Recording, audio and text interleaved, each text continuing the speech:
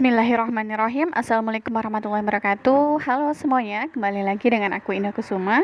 Pada video kali ini aku akan berbagi trik cepat lagi tentang konstitusi yang pernah berlaku di Indonesia. Insya Allah dalam hitungan menit teman-teman langsung bisa. Jadi tonton videonya sampai selesai ya.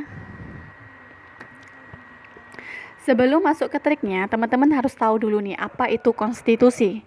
Konstitusi, teman-teman, hukum dasar yang memuat tentang aturan pokok atau aturan dasar negara. Yang mana macamnya itu ada dua. Yang pertama yaitu yang tertulis dan tidak tertulis. Yang tertulis dinamakan dengan undang-undang dasar dan yang tidak tertulis dinamakan dengan konvensi. Kenapa sih kita perlu belajar tentang konstitusi yang berada di Indonesia? Karena berdasarkan kisi-kisi CPNS tahun 2021, teman-teman, materi TWK itu meliputi nasionalisme, integritas, bela negara, pilar negara, bahasa Indonesia, dan juga radikalisme. Yang mana konstitusi yang berlaku di Indonesia itu masuk dalam pilar negara, yaitu Undang-Undang Dasar 1945. Gitu ya teman-teman ya. Langsung ke trik cepat konstitusi yang pernah berlaku di Indonesia.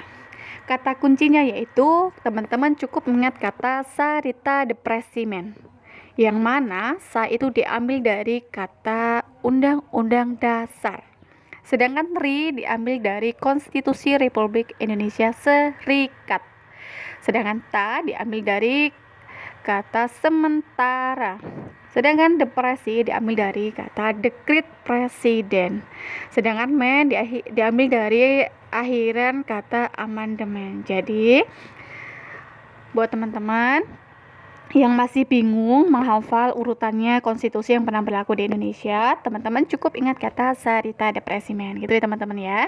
Mudah sekali. Selain itu, selain urutan-urutan konstitusi, teman-teman juga harus tahu nih masa berlakunya dari masing-masing konstitusi. Caranya, teman-teman cukup mengingat masa berlakunya, yaitu 41941. Yang mana, kenapa 4?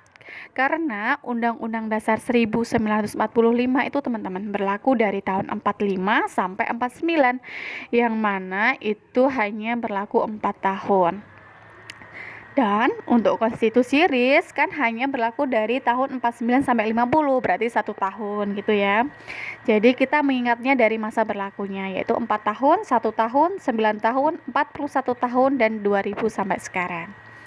Jadi biar kita nggak bingung lagi ketika ditanya soal, misalkan ada soal Undang-Undang Dasar sementara berlaku pada tahun berapa, kita tinggal nambahkan aja. Karena dimulai Undang-Undang Dasar yang pertama tahun 45, kita tambahkan 45 ditambah 4 ditambah 1, berarti berapa? 1950. 45 tambah 5 kan 50. Kemudian ditambahkan masa berlakunya 9, berarti sampai tahun 59 gitu ya. Buat tambahan yang belum tahu, Undang-Undang Dasar itu teman-teman sebelum diamandemen dan setelah diamandemen, perbedaannya itu hanya pada ayat dan juga peraturan peralihan. Yang lainnya sama, isinya sama, 16 bab, 37 pasal, bedanya hanya di ayat. Sebelum diamandemen jumlah ayatnya hanya 65 ayat, setelah diamandemen jumlahnya 194 ayat. Yang mana sebelumnya ada 4 peraturan peralihan dan setelah diamandemen menjadi 3 peraturan peralihan. Begitu ya teman-teman ya. Semoga bisa dimengerti. Untuk tanggal amandemen Undang-Undang Dasar 1945. Jadi, undang-undang itu diamandemen selama 4 kali. Yang pertama pada tanggal 19 Oktober 1999. Dimulai dari tahun 99 sampai 2002 ya teman-teman ya. Bulannya itu kalau aku mengingatnya itu gini.